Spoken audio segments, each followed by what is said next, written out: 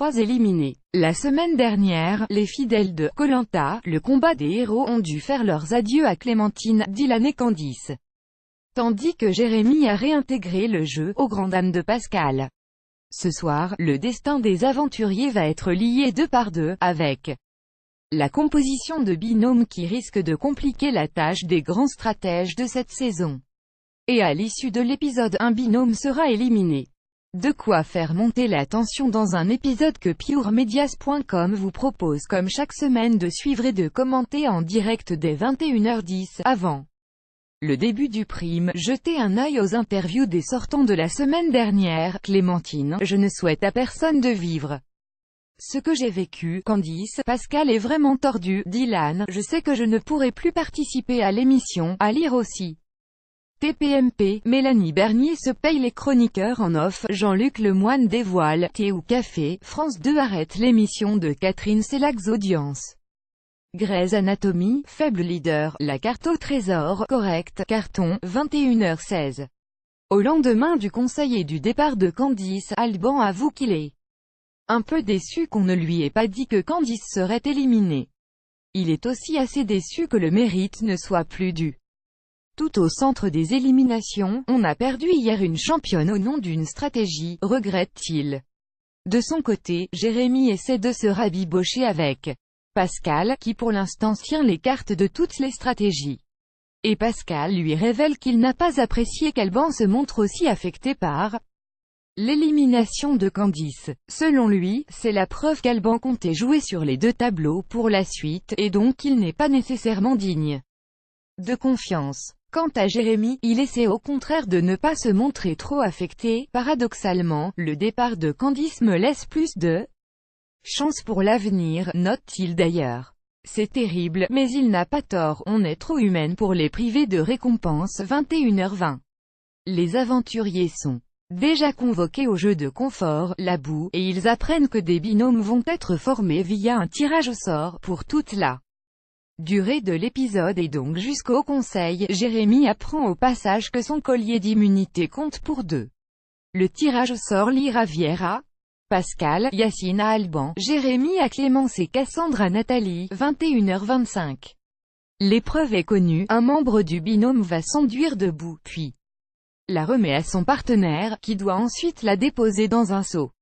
Et à l'issue de l'épreuve, Pascal et Ravière sont parfaitement ex-aequo avec Cassandre et Nathalie. Du coup, ils repartent pour 3 minutes afin de pouvoir se départager.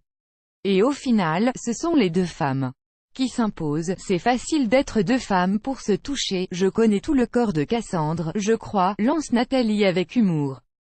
Les 2 candidates partent pour un petit voyage en avion au cœur des Fidji, avec dîner et bonne nuit de sommeil. Mais Denis leur annonce qu'elles peuvent y renoncer pour en faire profiter les 6 autres, et, sous l'impulsion de Cassandre, elle décide de leur offrir leur gain. On est trop humaine pour les priver de récompense, explique la jeune femme. 21h39.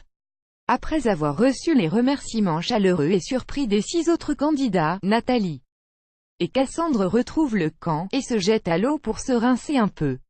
Et Nathalie parle rapidement stratégie et vote, c'est les pires duo qui aurait pu arriver, confirme Cassandre, qui n'a pourtant pas trop peur d'être éliminée par ses camarades. Et elle pense que leur sacrifice jouera en leur faveur. On s'en bat les couilles de tes humeurs. 21h44. Pendant ce temps, les 6 autres aventuriers dégustent un petit apéritif avant un bon gros repas, mais Yacine n'a pas le cœur à la fête. Il s'imagine déjà éliminé lors du prochain conseil aux côtés d'Alban, et l'ambiance est tout aussi pesante au dîner, où Yacine plombe l'atmosphère. Et au moment de se coucher, quand Yacine demande à Pascal de se taire, c'est la goutte d'eau. On s'en bat les couilles de tes humeurs, lui rétorque Pascal. 21h56. Pour s'occuper, elle, Cassandre et Nathalie partent à la recherche. OX collier, S d'immunité. Cassandre en a déjà un, rappelez-vous, mais elle aimerait beaucoup ne pas avoir à le sortir au prochain conseil. 22h03. Le lendemain matin, ça ne va pas mieux avec Yacine, alors que Jérémy est un candidat modèle, et que tout le monde se dit qu'il mérite d'aller loin. Yacine est agaçant et ça n'échappe à personne. Tout le monde prend ensuite l'avion pour retrouver Cassandre et Nathalie, qui ont passé une Nuit horrible à cause d'une tempête, et ont même sauvé le feu. Et elles ne mettent pas longtemps à découvrir à leur tour l'attitude très désagréable de Yacine, 22h13. Yacine est effrayé, et il confie à Pascal qu'il n'hésitera pas à voter contre Jérémy et donc Clémence. Impensable pour Pascal, qui n'accepte pas que Yacine puisse penser qu'il prend les décisions. Il se rappelle aussi que Yacine ne prend jamais ses responsabilités, notamment sur le coup du faux collier, où Ravière a été pointé du doigt et où Pascal s'est immédiatement impliqué. Pas Yacine, le problème de Yacine, c'est qu'il sait pas perdre, et il sait pas jouer, lâche le doyen, je sais à qui j'ai affaire, le conforte Ravière. Du coup, l'équipe décide de dire à Yacine qu'elle votera contre Jérémy, alors que tous vont voter contre Yacine et Alban, à condition qu'ils ne remportent pas l'immunité. C'est pas une désillusion, c'est la honte. 22h29, a priori, il ne se passe rien du reste de la journée, puisqu'on retrouve nos aventuriers le lendemain matin. Yacine fait encore la gueule, évidemment, si on perd, on est de belles cibles, analyse Alban, qui tente de le réconforter. Et les 4 binômes sont convoqués à l'épreuve d'immunité si fatidique, une épreuve qui n'est pas du tout un classique. Les 2 membres de chaque équipe doivent chacun utiliser un pied pour maintenir 2 planches qui font tenir en équilibre une boule. Si vous avez compris avec mon explication, vous êtes formidable.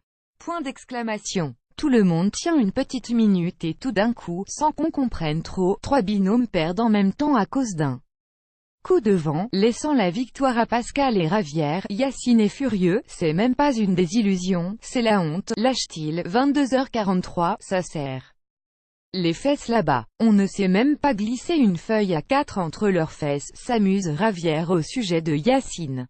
Le stratège belge et Pascal sont bien décidés à tout faire pour mettre Yacine en confiance. Tout le monde joue la comédie, le fait que ce soit Ravière qui est le totem, c'est la chose que je digère le moins bien, avoue Yacine, qui ajoute que dès qu'il aura une occasion de mettre Ravière dans l'avion, il la saisira, pendant qu'en face, Ravière se délecte de son éviction du soir qui semble inévitable. J'entraîne un champion dans ma chute. 22h48. Cassandre aussi est obligée de mentir à Alban, quand il s'inquiète de son sort, on n'a pas le choix, assure la jeune femme. Pascal entre dans son jeu et confirme devant Alban que tous les votes iront vers Jérémy.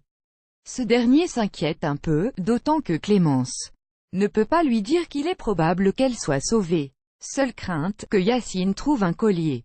Du coup, elle et Cassandre décident d'aller le rejoindre pour l'empêcher de chercher.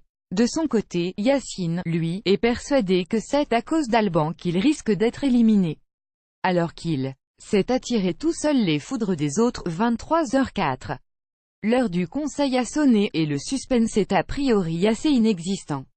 Denis ouvre la discussion sur l'épreuve d'immunité, sur l'échec de Yacine et Alban. On ne se connaît pas, lance le Yacine au sujet de son partenaire. On a 2 façons totalement différentes d'aborder les épreuves, précise-t-il.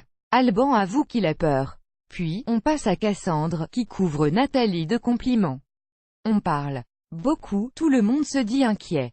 Mais on passe heureusement au vote. Et une fois que tout le monde a voté, personne ne sort son collier. Et le dépouillement révèle rapidement que tout le monde a voté Alban, sauf Alban et Yacine qui ont tenté d'éliminer Jérémy. 23h15. Jean voudrait être meurtri seul, mais en plus, j'entraîne un champion dans ma chute, avoue Alban, qui remet son vote noir à Ravière. Yacine, lui, étonnamment, ne se lance pas dans un discours de reproche. Le débrief de l'épisode 8 de Koh-Lanta, le combat des héros, intensité en net baisse pour cet épisode 8, pas franchement le plus palpitant de la saison. Mais les amateurs de stratégie et de dissimulation en ont eu pour leur argent, avec l'un des épisodes les plus riches en fourberie de l'histoire de Koh-Lanta. En termes de changement d'attitude, on avait rarement vu aussi brutal et aussi intense que celui de Yacine après l'annonce des binômes. Le Yacine de sa première saison est revenu dans toute sa splendeur.